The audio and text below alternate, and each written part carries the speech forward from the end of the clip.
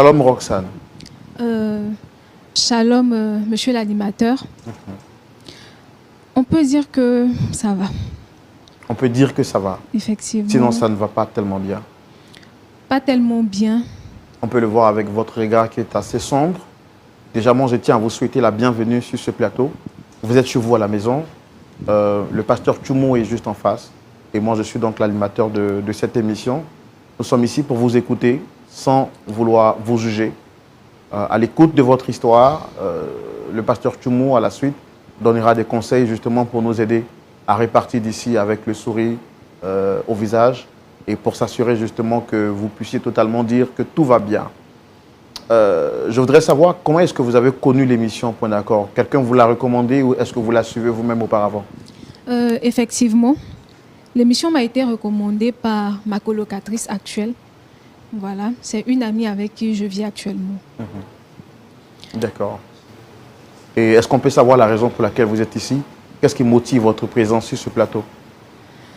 En fait, j'ai un problème de famille, voilà, qui me pèse sur le cœur, là, maintenant. Et ça n'a pas été facile. Voilà, c'est un problème avec ma mère et son mari. Un problème avec votre mère et son mari. On voit clairement que c'est un problème familial. C'est très rare qu'on voit des jeunes personnes qui viennent sur ce plateau justement pour souhaiter rencontrer leurs parents.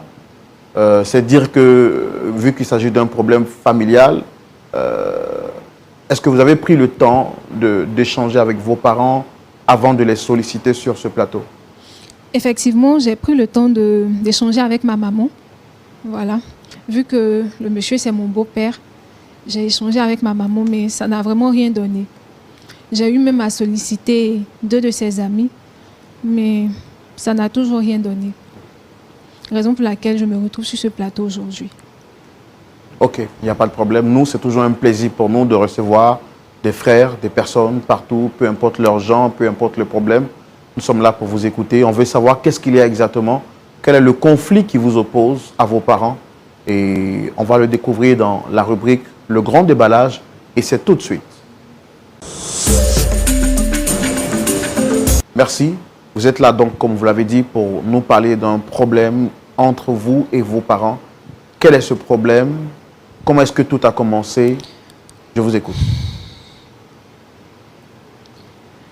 Quand j'étais toute petite, j'ai vécu avec ma grand-mère. Je n'ai pratiquement pas connu ma maman. Et mon papa, aux dernières nouvelles, on m'a annoncé qu'il était décédé. Avec ma grand-mère, tout allait bien. Elle était là pour moi, elle s'occupait de moi. C'est en grandissant que je me suis rendu compte qu'il y avait un manque. Parce que déjà à l'école, je voyais mes amis qui avaient leurs parents, qui avaient leur maman, leur papa,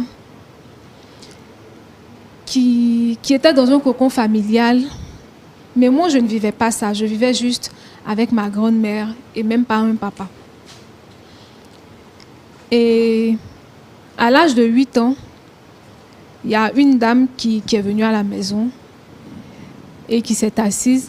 Je me souviens encore comme si c'était hier. Quand la dame s'est assise, ma grand-mère m'a fait appel. Et elle m'a dit que cette dame-là, c'était ma mère. À cet âge-là, on ne distingue pas vraiment le vrai du faux. Moi, je me voyais juste comme mes amis qui avaient leur maman à côté d'elle et qui se faisaient des cadeaux. Enfin, je me disais que j'allais vivre peut-être la même expérience. J'étais vraiment enthousiaste, en fait, comme un rêve de petite fille. Quand elle est restée 1 an avec nous. Et pendant cette année-là, sa présence était presque égale à son absence. Elle ne me parlait presque pas. On avait l'impression qu'elle fuyait mon regard. Quand je m'approchais, elle ne voulait même pas me sentir, en fait. Et je me rappelle même d'une histoire où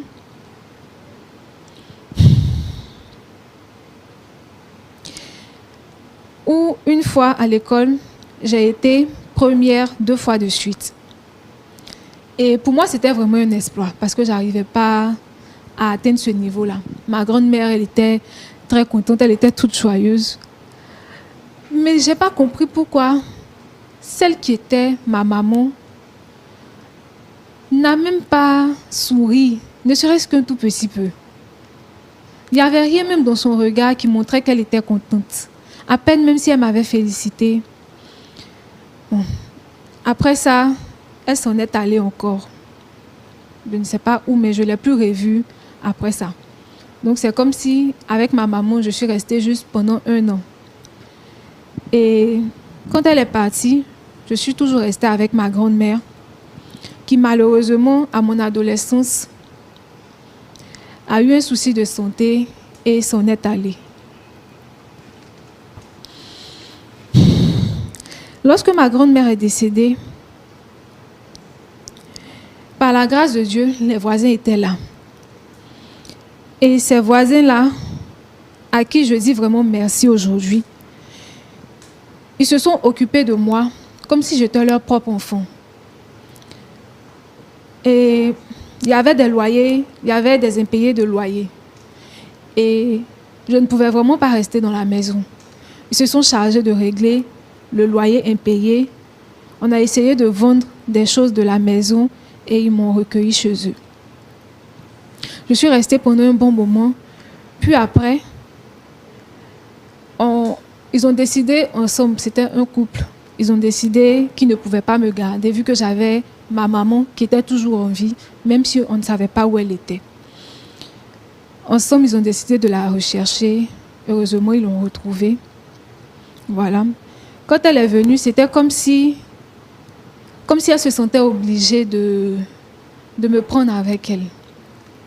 C'est ainsi que j'ai laissé ma nouvelle famille pour partir avec ma maman. On va dire votre famille d'accueil, c'est ça? Effectivement, la famille d'accueil. Pour partir avec ma maman qui habitait déjà avec son mari. Lorsque je suis arrivée dans cette maison, honnêtement, j'étais heureuse. J'étais heureuse parce que je me disais que j'avais presque oublié ce qui s'était passé dans le temps, en fait. Et je me disais que là, je pouvais rattraper ce que je n'avais pas, en fait, et oublier ma grand-mère qui est décédée.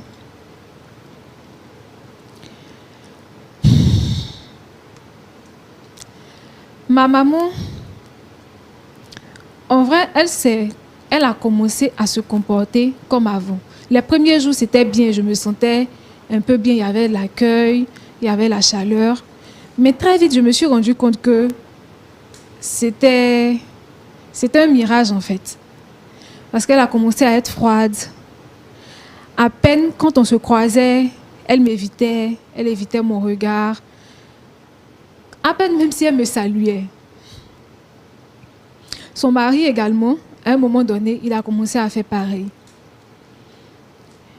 Quand on se croisait dans la cuisine, à peine il me saluait qu'il partait. Lorsque, par exemple, au salon, je quittais les cours, que je venais m'asseoir, c'était comme si, je ne sais pas comment l'expliquer, mais tout de suite, il sautait de son fauteuil pour repartir dans la chambre. À un moment, je me demandais, mais qu'est-ce qui se passait? J'ai essayé d'en parler à ma maman. Je ne sais pas ce qui s'est passé, mais elle a fait comme si elle ne me comprenait pas. À un certain moment, son mari a commencé à me porter main. Il a commencé à me frapper. Et elle ne réagissait pas. C'est ainsi que j'ai appelé mes 2 tantes, ses 2 amies, tanti Aïcha et tanti Fatou, pour essayer de régler la situation. Mais là encore, même pour régler la situation, elle m'a dit devant ces 2 dames que si je n'étais pas d'accord avec son comportement dans sa propre maison, j'étais libre de partir là où je voulais. C'est ainsi que j'ai décidé de partir de la maison et je me suis retrouvée avec mon ami qui m'a parlé de l'émission Point d'accord. Je me suis dit, comme on a essayé déjà en famille de régler, ça n'a pas marché, ça serait peut-être une bonne idée de venir exposer le problème et chercher à les rencontrer, voir s'il y a une explication à tout cela. Parce que je ne comprends pas comment une maman peut traiter son enfant ainsi. Vous avez le sentiment de n'être pas aimé par votre mère? Effectivement. Pendant même que j'étais dans sa maison, quand je suis arrivée, comme j'ai dit au départ, tout allait bien. Donc moi, je me comportais comme la bonne fille, en fait. Parce que tu n'es pas venue chez les gens, tu es venue chez ta maman. Donc, en griffe, je m'appropriais la maison. Je faisais les corvées et tout. Mais je me suis rendu compte que, en faisant les corvées, elle a même demandé à la servante de rentrer. Elle a chassé la servante et moi, j'ai pris la place de la servante. Du coup, je faisais toutes les corvées de la maison. Et en plus de ça, par moment, quand j'allais au cours, que je revenais peut-être 10 minutes plus tard que l'heure habituelle, elle me jetait des injures, comme si j'étais venue peut-être 4 heures plus tard. Sincèrement, je n'arrive pas à comprendre. Quand je regarde les autres foyers, c'est pas comme ça chez eux. Je ne comprends pas pourquoi elle se comporte ainsi, en fait. C'est ce qui m'emmène ici. D'accord, je comprends. Comment est-ce que vous avez vécu le départ de votre grand-mère? Cette étape-là, ça n'a pas été facile parce que déjà j'étais adolescente et je me sentais un peu livrée à moi-même. Heureusement que ce couple était là, nos voisins qui étaient là m'ont presque recueilli. Mais je ne me sentais pas vraiment chez moi en fait. C'était comme une invitée qui était dans une maison de personnes inconnues. On va dire, vous avez grandi sans avoir le sentiment d'être aimé par vos propres parents. Effectivement. Et votre père, vous ne l'avez jamais vu? Ma grand-mère m'a dit que mon papa, il était décédé. Donc vous ne l'avez jamais connu? Effectivement. Est-ce que vous avez des idées ou bien des soupçons du comportement de votre mère? Ce pourquoi elle ne vous aime pas en tant que sa propre fille? Sincèrement, je n'ai rien concernant ça parce que ma grand-mère n'en parlait pas. Quand je lui demandais, déjà à mon bas âge, quand je demandais à ma grand-mère, elle m'a dit que ma maman, elle avait voyagé, elle allait revenir. C'est avec cette idée-là que j'ai grandi. Je ne savais pas que ma maman ne m'aimait pas. Pour moi, peut-être qu'elle avait voyagé, elle allait revenir à un moment donné. C'est lorsqu'elle est venue s'installer avec nous pendant une année que je me suis rendu compte que ce n'est pas ce que ma grand-mère me faisait croire en fait. Et là, aujourd'hui, vous êtes avec votre mère qui s'est remariée, c'est ça? C'est cela. Et vous dites que dans cette maison-là, vous ne vous sentez pas à l'aise parce que son mari vous bat. Et votre mère qui de vous supporter ou bien de vous éduquer vous fait comprendre que si vous n'êtes pas à l'aise dans la maison, vous pouvez partir. Est-ce que vous pensiez que c'est à cause de son mari qu'elle vous traite de la sorte? Je me dis d'une part, oui. D'une part, je me dis que ça peut être à cause de son mari. Parce que je ne comprends pas comment une femme abandonne son enfant pendant qu'elle est mariée et elle n'a même pas d'enfant dans le foyer. Pourquoi ne pas envoyer sa fille à côté d'elle depuis le début? Pourquoi laisser sa fille chez sa maman? Enfin, peut-être qu'elle a des réponses, mais je ne sais pas. Vraiment, c'est flou dans ma tête. Je n'en sais rien. C'est quand la dernière fois que vous avez vu votre mère? Ça fait pratiquement 1 mois. Elle m'a dit, c'est lorsque j'ai envoyé mes 2 tantes, et elle a dit que si je n'étais pas d'accord avec ses agissements, je pouvais partir de sa maison, tout simplement. Donc ça fait pratiquement 1 mois que j'ai quitté la maison. Et là, vous êtes avec une amie? Effectivement. Parce que depuis que vous êtes parti, elle a tenté de vous appeler pour prendre de vos nouvelles? Non. D'accord. Il n'y a pas de problème. En tout cas, nous, on a fait tout ce qui est à notre pouvoir pour réunir sur ce plateau votre mère, également son mari. Pasteur Tchoumo, voici la situation à laquelle est confrontée la jeune dame Roxane. Oui. Je l'appelais comme ça par respect. Elle dit qu'elle a grandi sans son père. On lui a dit que son père est décédé. Elle a connu sa mère que lorsqu'elle avait 8 ans, qui est restée avec elle qu'une seule année et qui a disparu par la suite. Après la mort de sa grand-mère, qui était son unique famille, elle a découvert qu'il y avait une famille qui était là, qui est devenue une famille adoptive pour elle. et par la suite qu'il a remise à sa mère qu'elle avait perdue de vue. Elle rentre dans ce foyer qui, de retrouver de l'amour, elle se sent rejetée.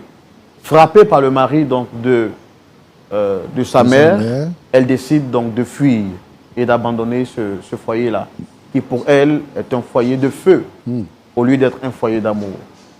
Désemparée, elle vient sur notre plateau pour qu'on puisse essayer de raisonner sa mère et lui dire qu'elle n'a plus d'autre famille à part elle seule. C'est ça. Est-ce qu'on peut la recevoir, pasteur? Bien sûr. Public, on reçoit monsieur et madame Bébo, s'il vous plaît.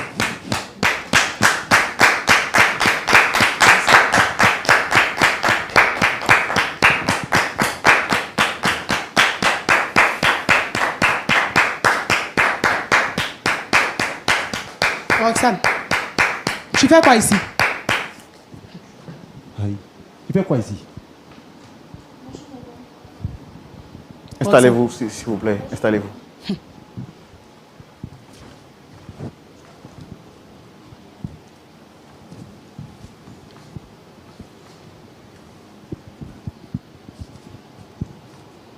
Monsieur Bébo, soyez le bienvenu. Merci beaucoup. Madame Bébo, aussi à vous, je vous souhaite la bienvenue. Merci, frère. Je vois que vous êtes étonné de retrouver Roxane sur le plateau. Le contraire m'aurait étonné parce que quand même, je sais un peu de... Je sais certaines choses, mais je voudrais quand même vous souhaiter la bienvenue. Monsieur Bébo, à vous particulièrement, parce que vous aviez un emploi du temps très chargé. C'est ça. Mais vous avez accepté d'être là. En tout cas, merci beaucoup. Merci à vous, frère. Et je vous présente le pasteur Toumo qui est juste en face, puis des frères et sœurs dans la foi qui sont là pour nous écouter. Vous êtes un habitué de l'émission. Oui. Vous êtes à point d'accord. Oui.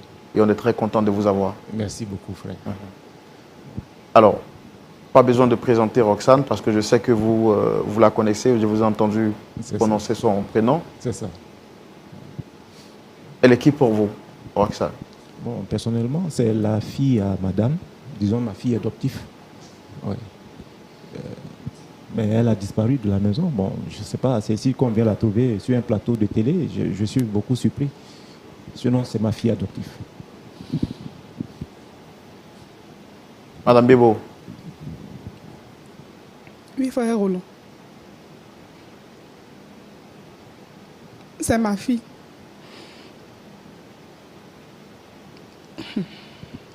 Roxane, tu vas rester éternellement une honte pour moi, c'est ça? Ici encore, maman. Encore ici, tu vas me dire des méchancetés. Non, je pense que vous allez vous calmer. Nous sommes sur un plateau télé quand même. Ah, vous aussi. Chérie, il faut te calmer pour qu'elle nous dise pourquoi elle nous a convoqués sur ce plateau. Et tu ne vas pas pleurer. Tu ne sais même pas pourquoi elle t'a fait venir ici. Calme-toi. Roxane n'a jamais de bonnes surprises. Je sais que c'est encore une de ces surprises désagréables. Non. Surprise désagréable. Je pense que tu dois te calmer parce que tu ne sais pas la Pour surprise. venir comprendre une histoire, vous appelez ça surprise désagréable. Roxane, tu vas te calmer. Tu parles à ta maman. Calme-toi. Vraiment. Bon, c'est difficile déjà que je vois Madame Bébo qui est en larmes. Oui. Madame Bébo, est-ce que tout va bien entre vous et votre fille Roxane? Frère Roland, tout ne va pas bien entre ma fille et moi. Ma fille que vous voyez là, j'ai tout fait pour que sa vie soit parfaite. Mais les résultats qu'elle m'a toujours donnés sont ces résultats-là. Tu as fait quoi? Roxane, s'il te plaît. Roxane, tu ne te souviens pas de ce que j'ai fait pour toi? Qu'est-ce que tu as fait? Roxane, pour toi, moi j'étais servante chez certaines personnes. Chérie, C'est Tu bon. comprends? J'ai travaillé dans besoin des boulangeries. J'avais besoin d'une mère. Tu étais où? pourquoi? J'avais besoin de ta présence. Est-ce que j'avais besoin de ton argent? Roxane, Mes amis avaient leurs parents. Mes amis avaient un papa. Mes amis avaient une maman. Mes amis avaient des frères et soeurs. Toi, tu étais où? Roxane, c'est vrai que je n'étais pas présente en affection. Mais Roxane, je t'ai mis à l'abri du besoin en travaillant chez des gens. Roxane, je travaillais pour des miettes parfois pour que tu sois à l'abri du besoin. Et c'est ce que tu trouves à me dire aujourd'hui. Un enfant là, il a besoin d'amour. Amour de ses parents. Roxane, tu as quand même disparu. On te trouve sur un plateau. Dis-nous pourquoi tu nous as appelés ici. Tu vas pas discuter avec ta maman sur un plateau télé comme ça. D'accord. Tonton, j'ai compris. On va essayer de calmer les ardeurs. Oui. Alors tout à l'heure, vous venez de dire qu'elle a disparu. Oui, frère Roland. Ça fait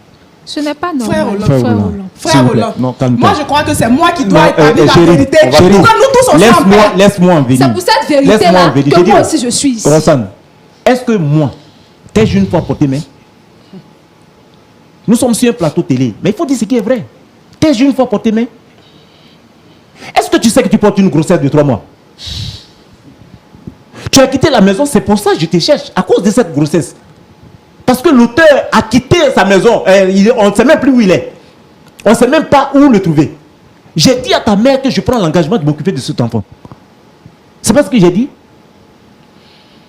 Sur ce plateau télé, tu viens confirmer que moi, je t'ai porté main. Je ne me reconnais pas dans ces faits.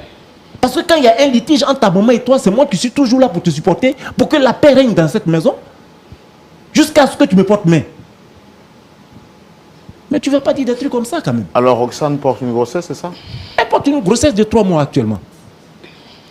Et l'auteur, on ne sait même pas la destination qu'il emprunte aujourd'hui. On ne sait même pas où il est. Moi, je me dis que cette fille, elle va à une dérive. Et moi, j'ai décidé de m'occuper de cette grossesse. Donc, si je comprends bien, vous jouez votre rôle de père, bien sûr. pour l'empêcher de se perdre. C'est ça, Et par moment, en tant que père, vous la grondez quand elle sort du chemin. Voilà, c'est ce que j'ai fait. Parce que Frère Roland, la vérité que Roxane veut savoir, là, il faut que je la fasse sortir pour que Roxane soit en paix. Mais Maman. avant, je veux savoir, Roxane dit que vous ne l'avez jamais aimée. Est-ce que c'est vrai? Frère Roland, on n'a jamais aimé sur cette terre ici un fruit indésiré. Chérie, tu veux dire quoi là? Comment ça, fruit indésiré? Roxane veut gâter mon foyer. Moi-même, je vais l'aider à gâter. Fruit indésiré. Mais tu veux dire quoi par indésiré? Mais tu étais avec mon papa. Et puis, Alors, il quand est vous dites décédé. qu'un fruit indésiré, elle nous a dit sur ce plateau que son père est décédé quand elle était jeune. C'est vrai cela? Et qu'elle n'a jamais connu Mais son c'est père. ce que ma grand-mère m'a dit. Là encore, tu as menti. Ou vous n'avez pas aimé son père, c'est ça? Frère Roland, Comment on peut J'avais porter un l'âge enfant de de 9 mois 15 dans son Calme-toi. ventre?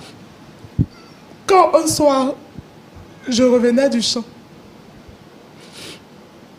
c'est ainsi que 2 jeunes hommes m'ont tiré dans la broussaille et ils m'ont ôté mes vêtements. Et l'un d'eux a couché avec moi. Quoi? Quand je suis rentrée à la maison, j'avais tellement honte de moi, je ne pouvais le dire à mes parents. Et je suis rentrée dans la maison me coucher. Au bout de quelques temps, j'avais une forte fièvre et ma santé se dégradait de jour en jour. Ma mère a donc décidé de m'envoyer dans un hôpital. Une fois à l'hôpital, ma mère a payé pour que je fasse toutes les analyses possibles. Et le dernier résultat qui nous est parvenu était positif. Et ce résultat, c'était le test de grossesse. Roxane est donc le fruit du viol. Et Quoi? j'ai passé toute ma vie à me battre pour mettre ma fille à l'abri du besoin, en travaillant ça et là. Mais à vrai dire, je n'ai jamais ressenti de l'amour pour Roxane. Parce que Roxane était le souvenir que j'avais enfoui en moi et qui me rongeait terriblement. Mais chérie, nous avons 18 ans de couple. Nous avons vécu ensemble depuis 18 ans. Tu as gardé ce secret jusqu'au jour d'aujourd'hui? Mais frère Roland, moi-même qui suis son époux, je suis au courant de rien. Je crois qu'elle a bien fait de nous amener sur ce plateau. Pourquoi Donc c'est pour ça que tu ne m'aimes pas. Je ne savais rien. Mais chérie, comment est-ce que tu peux garder un tel secret? Revenez, madame, s'il vous plaît, revenez. Vraiment, soyez forte. Rasseyez-vous, s'il vous plaît. S'il vous plaît. Ah, chérie. Néanmoins, calme-toi. Je pense que tout ce que moi je te demandais de faire, c'était de m'informer de tout cela. Parce que si j'avais su, je pouvais t'aider. Mais tu as gardé un tel secret qui te ronge depuis 18 ans dans notre foyer. Comment est-ce que tu as pu supporter ça seul? D'accord, je suis vraiment désolé. Est-ce qu'à part Roxane, vous aviez... est-ce que vous avez d'autres enfants à part Roxane? Je n'ai pas pu contacter d'autres grossesses, à part Roxane. Donc Roxane est mon unique enfant. c'est ce qui justifie le manque d'amour que vous lui témoignez? Le manque d'amour est le fait du viol. En revoyant Roxane toutes les fois, j'ai le souvenir de ce viol. De cette fois où j'avais été trimballée dans la broussaille.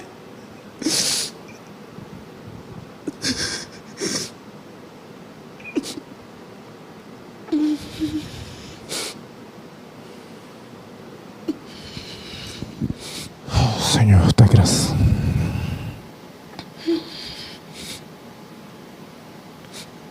Vraiment que le Seigneur vous fortifie. On pouvait s'attendre à tout sur ce plateau, mais pas à une double douleur comme celle-ci. On est tous choqués. Et je compatis à la douleur de Roxane qui pensait n'avoir pas été éduquée avec l'amour de sa mère et qui découvre sur ce plateau qu'elle est le fruit d'un viol. Vous également, M. Bebo, qui apprenez cela. C'est peut-être l'une des raisons pour laquelle votre femme ne vous donne peut-être pas des enfants. Et c'est très triste tout ce qu'on apprend sur ce plateau.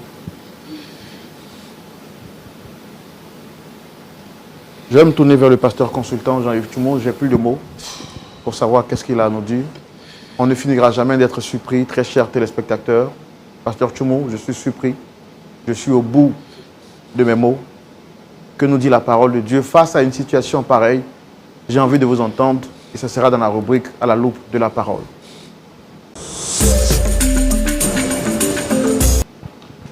Pasteur Toumou. Oui, Roland. Chez nous en Côte d'Ivoire, on dit surprise dans surprise.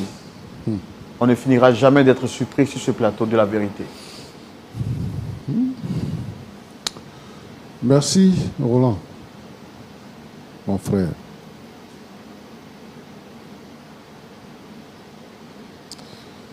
C'est une histoire, vraiment, qui nous fait de la peine.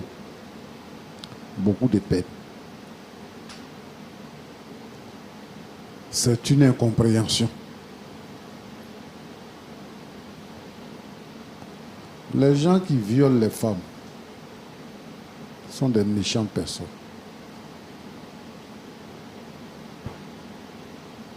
Ils détruisent la vie, une vie.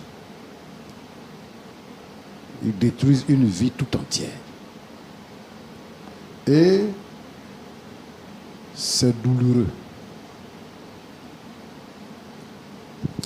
Voilà un enfant qui naît, qui ne sait rien,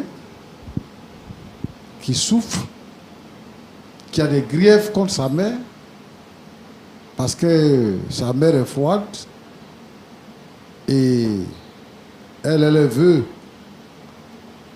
se venger du fait qu'on ne l'aime pas. C'est pour ça que c'est toujours bien de prendre la peine d'expliquer les choses telles qu'elles existent.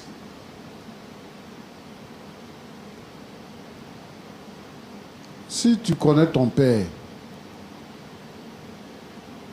si ton père est brigand, si ton père est ivrogne, si ton père est malade mental, mais si tu connais ton père, tu connais la vérité, tu sais comment te situer.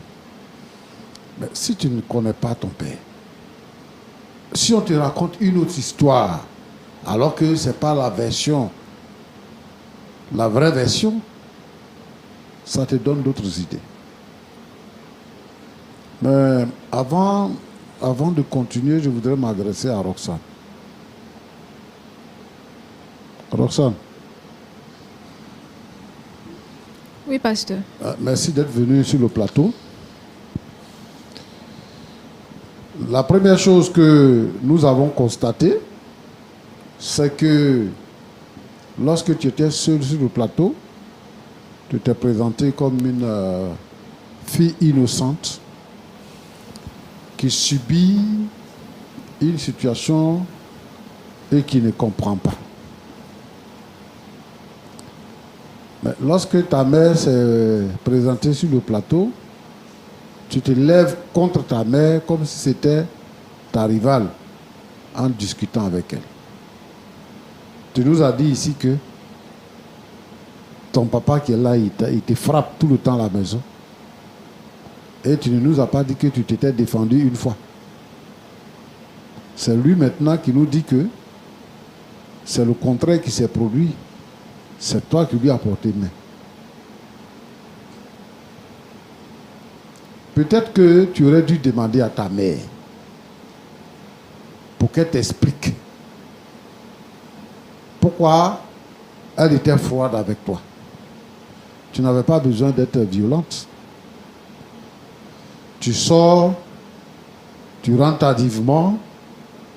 Qui va accepter que une grande fille comme ça, à la maison, sorte pour rentrer à minuit, 1h du matin? Et nous, on va laisser la porte pour que tu viennes rentrer pour dormir. Il faut dormir là où tu es parti, là. Il faut dormir là-bas. Maintenant, ce qui sort de ces sorties-là, c'est que tu es enceinte. C'est lui-même qui t'a enceinte là, on ne sait pas où il est. Ça là, c'est quel problème tu as envoyé comme ça encore? Toi-même, quelqu'un te regarde comme problème. Et puis tu prends problème pour ajouter dessus. Tu dis que tu es allé chez ta camarade. C'est là-bas que tu habites. Moi, je pense que quand vous êtes jeune là, vous devez savoir que vos parents là, ils ont vécu comme vous. Et qu'ils ont eu votre âge. Et puis un enfant n'a pas le droit de lever le ton contre ses parents. À plus forte raison, taper son parent. C'est de la malédiction que vous attirez sur vous. Vraiment, moi je te blâme. Parce que tu résistes à ta mère. Parce que tu portes main à ton père adoptif. C'est pas bon. Tu ne dois pas faire ça. Mais pasteur, et quand il me frappe? Il faut fuir. Si tu frappes, il faut fuir. C'est ton papa. C'est avec ton papa que tu vas te battre. C'est avec ton papa que tu vas te battre. Non, pasteur. Voilà. C'est parce que tu fais quelque chose qui n'est pas droit. C'est pour ça qu'il te corrige. Donc tu dois fuir. Et demander pardon à ton père. Que de lui porter main et puis dire que, et s'il me frappe. Ça, c'est un raisonnement, ça, ma fille. Il faut arrêter pour toi, là. Mon frère. Oui, pasteur. Vraiment, je pense que tu es tombé dans quelque chose que tu ne maîtrises pas. En tout cas. Parce que sur le plateau ici, tu nous dis que ce que ta femme vient de dévoiler là, c'est maintenant que toi-même tu apprends. C'est ça, pasteur. Et que tu cherches ta fille, tu as même affiché sa photo pour la retrouver. C'est toi qui es la victime dans tout ça. Mais je voudrais te dire merci pour la maîtrise et pour le cœur paternel que tu as, pour le cœur d'un mari que tu as. Je veux que tu continues dans ce sens. Tu as d'autres enfants? Non, pasteur. C'est mon premier mariage. Oui. Et je n'ai pas d'autres enfants. Ok. Je pense que Dieu t'a donné une femme et il t'a donné un enfant. Parce que l'enfant là, quand tu lèves un enfant, quand il grandit, quand l'enfant devient quelqu'un, c'est toi qui es son père. C'est ça, pasteur. C'est toi qui es son père. Donc moi je voudrais te dire que nous sommes sur un plateau. Il y a des gens, quand ils sont en public, ils ont un comportement. Et puis quand ils sont en privé, ils ont un comportement.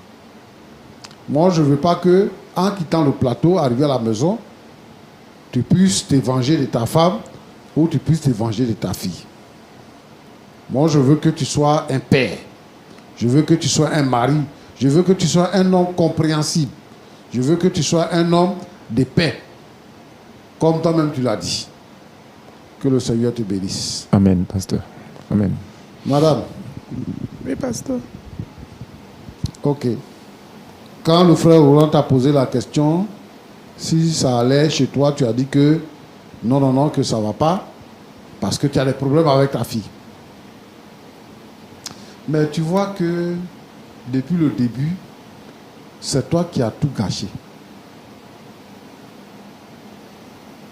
Tu n'as pas à voter. Quand ils t'ont violé et puis tu es tombé enceinte là, tu n'as pas à voter. L'enfant est né. Et pour nourrir, pour maintenir l'enfant en vie, pour soigner l'enfant, tu as commencé à faire des travaux pour que l'enfant puisse vivre et aller à l'école. Mais quand toi tu fais ça, l'enfant n'est pas au courant de ce que tu fais. Qu'est-ce qu'elle voit? Elle ne te voit pas. Elle voit sa grand-mère. Elle grandit avec sa grand-mère. Donc c'est sa grand-mère qui s'occupe d'elle. C'est sa grand-mère qui fait tout pour elle. Un jour, une dame arrive, on lui dit que c'est ta mère.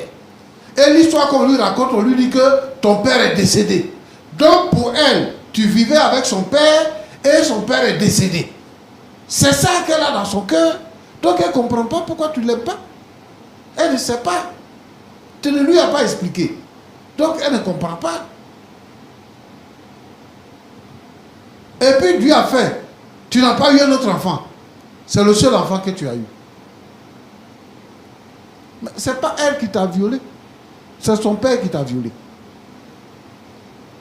Elle est innocente.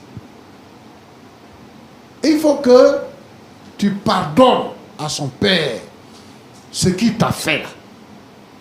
Et que tu acceptes l'enfant. Parce que c'est ton enfant. À part elle là, tu n'as pas un autre enfant. Tu as vu ce qu'elle fait maintenant? Elle est sortie de la maison. Elle est tombée enceinte d'un faux gars. Parce qu'elle ne se sent pas aimée. Elle ne se sent pas en sécurité. Elle ne peut pas se confier à sa mère. Sa mère ne peut pas lui donner de conseils parce que sa mère a des ressentiments. Parce qu'elle a été violée. Donc, tu abandonnes l'enfant comme ça, à son propre sort. Tu lui dis que il fallait que je choisisse parce qu'elle frappe mon mari. Donc, je dois choisir entre mon mari et elle. Tu n'as pas de choix à faire entre ton enfant et ton mari. Ton mari est ton enfant est le fruit de tes entrailles. Ton mari est l'homme de ta vie. Il n'y a pas de choix à faire. Et l'enfant est votre enfant. Elle est devenue grande. Donc, fais asseoir ton enfant, explique-lui dans les détails pour qu'elle comprenne. Il ne faut pas regarder ta souffrance. Ce qui est arrivé, ce n'était pas de ta faute. Elle aussi, ce n'est pas de sa faute. Dans la vie, il y a beaucoup de choses qui arrivent. C'est un malheur qui t'a eu. Lui-même qui t'a violé là, c'est un violeur, peut-être qu'il a continué de violer les filles, donc il ne sait même pas s'il a enfant. Moi, je pense que il faut reprendre ta fille. Ton mari, c'est un bon monsieur. Il a décidé de s'occuper de l'enfant et de la grossesse. Il faut être avec ton mari. À partir d'aujourd'hui, là, toi et puis ton mari, acceptez Roxane comme votre propre fille, comme c'est votre fille que vous avez eue dans le couple. Ainsi, donc, la paix sera installée dans la maison. Mais si ce n'est pas ça, il n'y aura jamais de paix. Et toi, tu vas vivre avec ça. Et ça va te tuer un jour. Il a dit, mais lui, il ne comprend pas comment tu as pu garder un tel secret depuis 18 ans que vous êtes ensemble. Comment tu as pu garder ça dans ton cœur, toi seul? En tout cas, moi, je te conseille d'abandonner les ressentiments et le fait de rejeter l'enfant. Il faut abandonner ça. Même l'enfant, même si ce n'est pas ton propre enfant, c'est l'enfant de quelqu'un d'autre que tu as pris. Le fait de vivre avec l'enfant fait que l'amour de l'enfant vient dans ton cœur. Il faut reprendre ta fille. Il faut la reprendre. Il faut prendre ta fille comme ta propre fille. Pour qu'elle-même aussi, sa vie se stabilise. Sinon, elle ne va pas se stabiliser. Elle va tourner comme ça. Elle ne va pas se stabiliser. Frère Roland, Pasteur, moi je veux demander à tous les parents frustrés par des situations qui ne sont pas les bonnes situations, telles que le viol, et un père qui fait un enfant qui abandonne son enfant qui s'en va, alors qu'on le connaît et tout ça. Toutes ces situations-là. Les femmes souffrent. Les filles, elles souffrent. Depuis toujours. Tu enceintes une fille, et puis bon, elle vient te dire tu m'as enceinté, tu dis c'est pas moi. Qui l'a enceinté? Et la fille, elle va essuyer toutes les misères. Ses parents vont lui faire toutes les misères. Et quelquefois, elle est obligée d'abandonner ses études pour s'occuper de son enfant. Pour que l'enfant grandisse. Et il y en a, c'est quand l'enfant est grand maintenant, ils vont venir se présenter pour dire que c'est leur enfant qui a détruit une vie. Moi, je veux vraiment que les mères qui ont été frustrées, qui ont subi des situations, puissent changer de pensée. Yeah.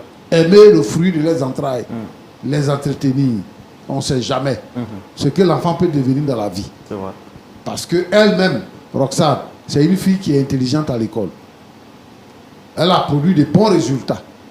Elle a dit qu'elle a été première de suite. Donc ça veut dire quoi? Ça veut dire que si on la suit, si on la couvre d'amour, d'affection, elle va devenir une bonne personne. Roxane. Oui, pasteur. Ce qui se passe, ce n'est pas la faute de ta mère. Toi-même, tu es une femme. Actuellement, tu es enceinte. Tu ne sais pas ce qui t'attend. Tu es une femme. Ce qui s'est passé, ce n'est pas la faute de ta mère. Si tu as pensé que ta mère t'a rejeté, il faut pardonner à ta mère. Et il faut te soumettre comme un enfant à sa mère. Et puis toi-même là, il faut redresser ta vie. Papillonner, sortir, la nuit, machin, tout ça là. Il faut laisser ça. Reviens à la maison. Il faut demander pardon à tes parents. Parce que tu arrives et tu leur causes des problèmes dans la maison. Tu sais ce qu'elle souffre dans son cœur? Il faut changer. Roland, voilà ce que je voulais dire. Merci beaucoup, pasteur Jean-Yves Toumo. Je rappelle que vous êtes pasteur consultant à l'émission Point d'accord et Dieu nous fait énormément de bien par votre canal. Roxane, vous êtes venue sur ce plateau avec cette histoire. Le pasteur vous a parlé, il nous a parlé à tous. Vous avez un mot à dire avant qu'on ne se dise au revoir? Merci, frère Roland.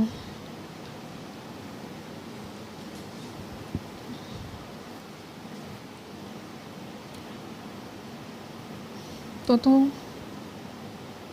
Je ne suis pas ton tonton, je suis ton papa.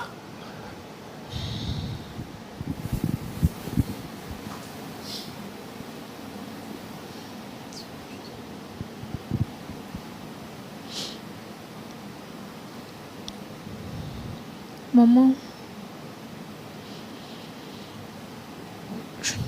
après tout ce que le pasteur a dit, je ne savais pas que les choses s'étaient passées ainsi. Je n'ai pas vraiment les mots. Je voulais juste m'excuser auprès de toi. Et auprès de lui aussi. Auprès de? Auprès de lui aussi.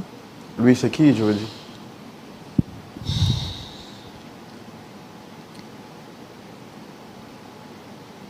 C'est mon papa. Est-ce que vous pouvez lui parler directement?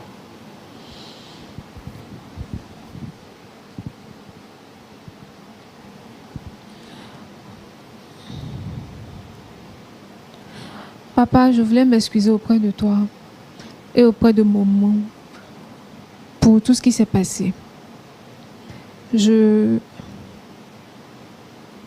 ne savais vraiment pas que tu avais vécu tout ça. Je pense que si tu me l'avais dit auparavant, on ne serait même pas sur ce plateau. On aurait pu peut-être régler les choses à la maison, tout simplement. D'accord. Monsieur Bebo, quelque chose à dire? Oui, vraiment, il faut dire que je suis ému parce que, d'abord avec ce que le pasteur vient de dire, Et le fait même de retrouver ma fille, j'ensemble tout ça pour manifester vraiment une grande joie.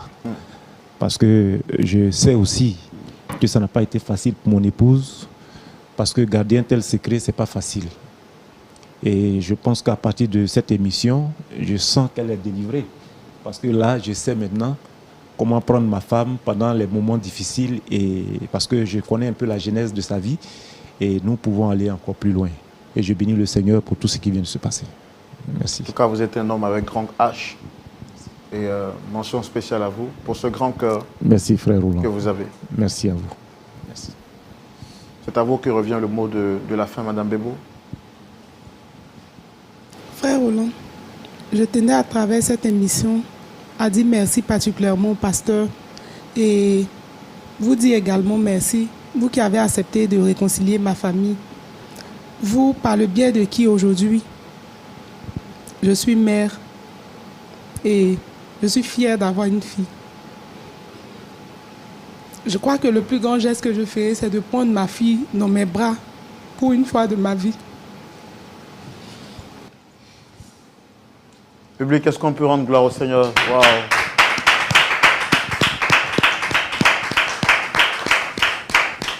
Je suis fière de toi, mon enfant.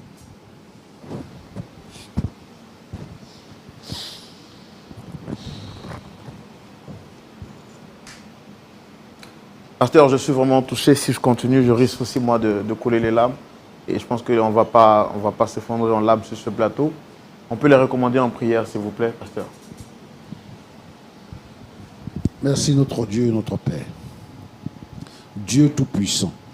Dieu bon. Merci. Parce que Seigneur, tu bénis. Tu recolles les morceaux. Je te remercie pour cette famille qui se réconcilie aujourd'hui. Je voudrais que dans les maisons, là où il y a la division, là où il n'y a pas de compréhension, où les enfants se lèvent contre leurs parents, menacent les parents, humilient les parents, insultent les parents, frappent les parents. Seigneur notre Dieu, notre Père, que ton esprit agisse dans ces différents foyers et que, Seigneur notre Dieu, les parents puissent se réconcilier avec leurs enfants. Mets l'amour dans le cœur de toutes ces femmes qui ont été frustrées, qui ont été blessées, qui ont été violées, afin qu'elles puissent aimer le fruit de leurs entrailles. Sois béni, Seigneur, au nom de Jésus. Amen. Amen. J'ai envie de dire, c'est merveilleux. Merveilleux. Ce que Dieu fait. Ce que Dieu fait. C'est merveilleux. C'est merveilleux. Ce que Dieu fait. Ce que Dieu fait. Quand on y croit. Quand on y croit. Il répondra. Il répondra. C'est merveilleux. Ce que Dieu fait. C'est merveilleux ce que Dieu fait. Venu sur ce plateau avec un visage fermé. Nous sommes très heureux de voir la famille Bebo repartie avec le sourire aux lèvres et nous bénissons le Seigneur. Nous espérons par la grâce de Dieu que cette émission vous a fait énormément de bien et nous croyons que ce qui se passera, c'est